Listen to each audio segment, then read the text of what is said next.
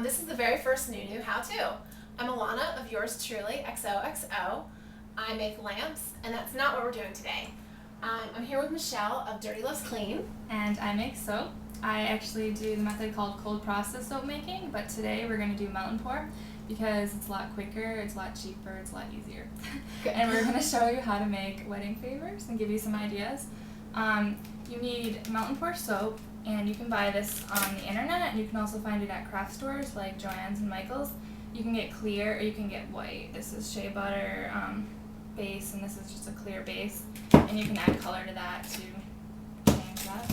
Okay, and then what else do we have here? You're going to need some type of mold, and for that you can use a lot of things that you might already have around the house. We've got a muffin pan, we have a cookie sheet, which for something like this you'd want to cover it in wax paper. And then you can also even use something like an egg carton. And then we have some cookie cutters. You're going to need a knife to cut up the soap base, and you're going to need something to melt it in and something to stir with. And then you also want your additives, so you want to decide what colors you want. It probably is based on your wedding colors. We're doing purple, and then we're also doing orange, so kind of theme there. So we have some nice dried flowers. These are calendula flowers, and those are our additives. Sounds good. Let's do it. All right. So our first step is to cut your soap blocks up into smaller pieces so that they melt more easily. And we're just going to be using the microwave to melt. So I'm just putting them right into this little glass measuring cup. Now you don't want to over melt it or get it too hot, so you only really need to do it in 20 to 30 second intervals. Now that the soap is melted, we're going to add in the color and fragrance. So first I'll add a few drops of fragrance.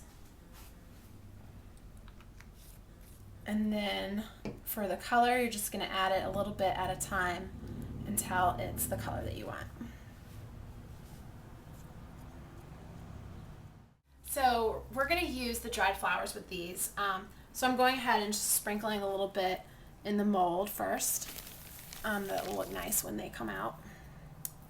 And we already did some white ones earlier. You can see where we just left it the plain white.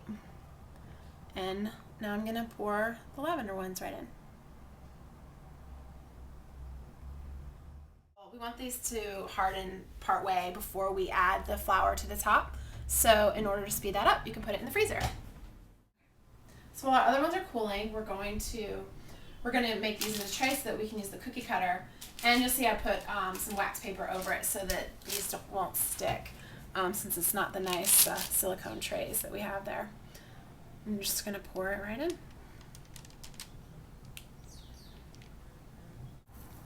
I'm going to go ahead and sprinkle some of the dried flowers in this batch as well.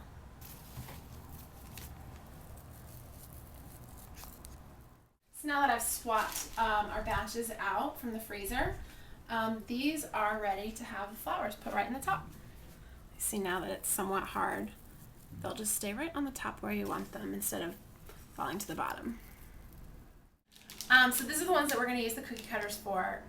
As you can see, we used a really small pan, which obviously if you're making a lot for wedding favors, you would want to use a larger pan, and probably a deeper one too. These are going to come out very thin. So we're just going to go right in with the cookie cutter.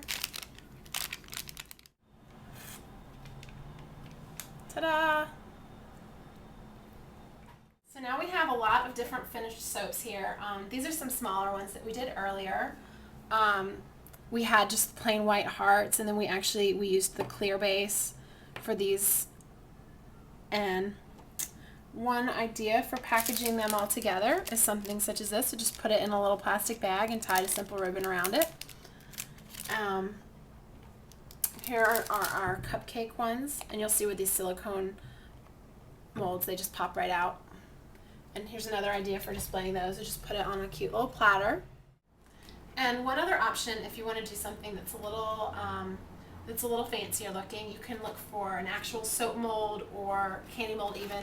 These were little cameos, and you'll see they were done in layers there. And those are just several easy options for using melt and pour soap to make wedding favors, all in one afternoon.